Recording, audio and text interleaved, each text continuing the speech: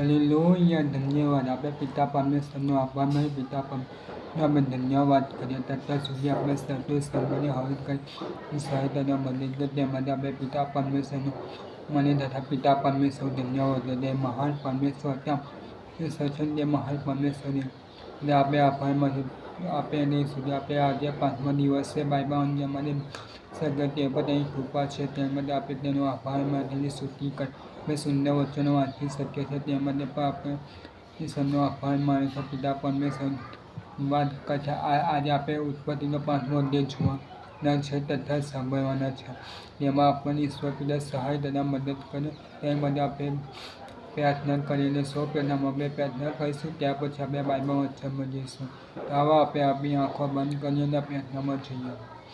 Hallelujah, ધન્યવાદ પિતા પરમેશ્વર, અમે તમારો છાપા તમારી સ્તુતિ કરીએ છીએ. અત્યાર સુધી અમે અમને સર્વ સંબંધી હલકા સહાય કરી મદદ કરી તેમ તમારો જબાન મારીને તમારી સ્તુતિ કરી રહ્યા છો. તમે તો દેવ હતા, દેવ છો અને દેવ રહેવાના છો. એ બધા અમે તમારો જબાન મારીને તમારા પહેલાં ના કોઈ દેવ હતો ના કોઈ દેવ છે ના તમારા પછી કોઈ દેવ થવાનો છે. તે બધા અમે તમારો જબાન મારીએ છીએ, તમારી સ્તુતિ કરીએ છીએ.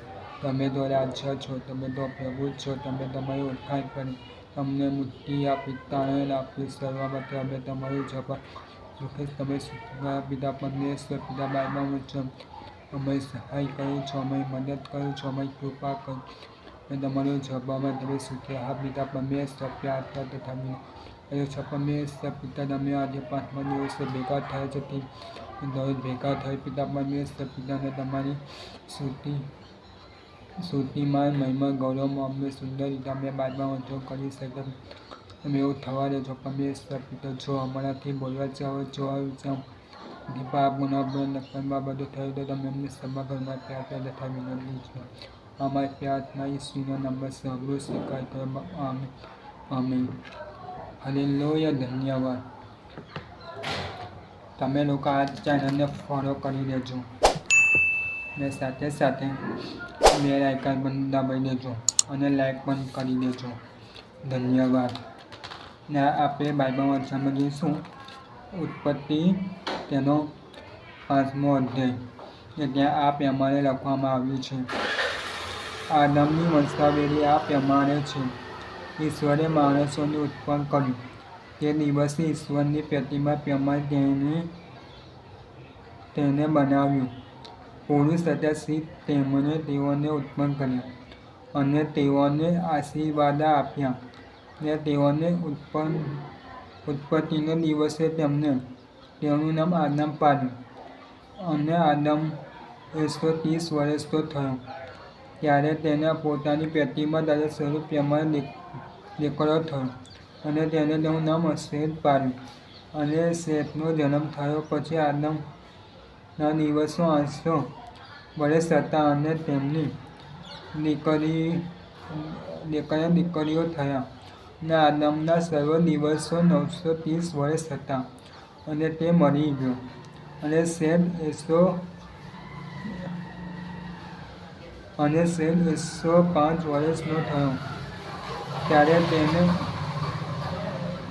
હનોક થયો. અને હનોકનો જન્મ થયા પછી સેત 807 વર્ષ જીવ્યો ને તેને દીકરીઓ થયા.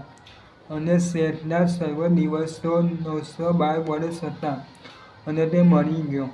અને હનોક 90 વર્ષનો થયો ને તેને કેન થયો. અને કેનનો જન્મ થયા પછી હનોક 815 વર્ષ જીવ્યો ને તેને દીકરીઓ થયા. અને હનોકના સર્વ દિવસો 905 વર્ષ હતા અને તે મરી ગયો. અને કેનના 70 વર્ષનો થયો ત્યારે તેને મહાલાએલ થયો. અને મહાલાએલના જન્મ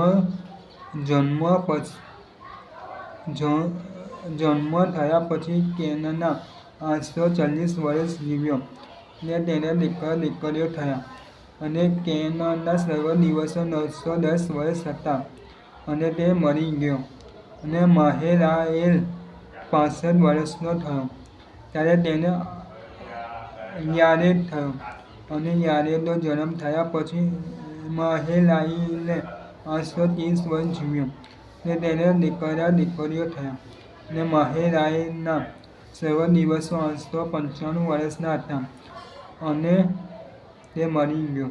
અને યારેદ 162 વર્ષનો થયો ત્યારે તેને હનોક થયો, અને હનોકનો જન્મ થયા પછી યારેદ 800 વર્ષ જીવ્યો, ને તેને દીકરીઓ થયા. અને યારેદના સર્વ દિવસો 962 વર્ષ હતા, ને તે મરી ગયો.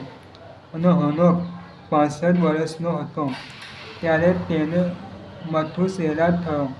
અને મથુસેલાનો જન્મ થયા પછી હનોક 300 વર્ષ ઈશ્વરની સંગાથે ચાલ્યો, ને તેને દીકરીઓ થયા. અને હનોકના સર્વ દિવસો 365 વર્ષ હતા, અને હનોક ઈશ્વરની સંગાથે ચાલ્યો, અને તે અલગ થયો કેમ કે દેવ તેને લઈ લીધો. ને મથુસેલા 127 વર્ષનો થયો ત્યારે તેને લામેક થયો. ને લામેકનો જન્મ થયા પછી મથુસેલા 782 વર્ષ જીવ્યો, ને તેને દીકરીઓ થયા. ને મથુસેલાના સર્વ દિવસો 969 વર્ષ હતા, અને તે મરી ગયો.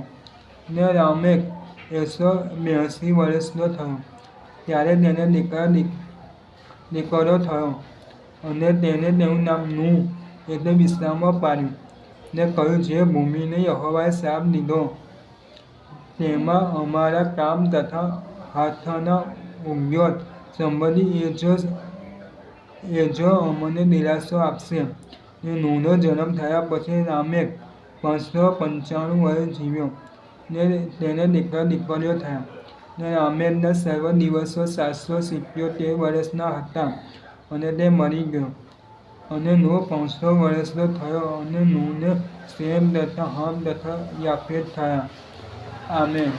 પ્રભુ પોતાના વાક્યના વચનને આશીર્વાદિત કરે. છેલ્લી પ્રાર્થનામાં જઈશું. આપણી આંખો બંધ કરીને પ્રાર્થના કરીએ.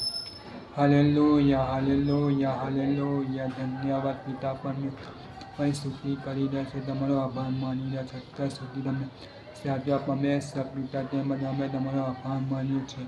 અમે તમારો સુંદર વચ્ચે માની શક્યા પરમેશ્વર કોણ કેટલા વર્ષ જીવ્યું તે અમે વાંચી શક્યા પરમેશ્વર પછી ઉત્પત્તિ 5મા અધ્યાયમાં. તે માટે અમે તમારો જવાબમાં તમે સ્તુતિ કરી રહ્યા પરમેશ્વર પિતા. તે માટે અમે તમારો ધન્યવાદ કરી છે, તમે સ્તુતિ કરીએ છીએ. તમે મહાન પરમેશ્વર પિતા છો, તમે રાજા છો, તમે પ્રભુના પ્રભુ છો. તે માટે અમે તમારો જવાબ માનીએ છીએ. તમે મહાન હતા, મહાન છો, અને મહાન રહેવાના છો. તે માટે અમે તમારો આભાર તમે સ્તુતિ તમને સાચવો છો, સંભાળો છો, બચાવો છો.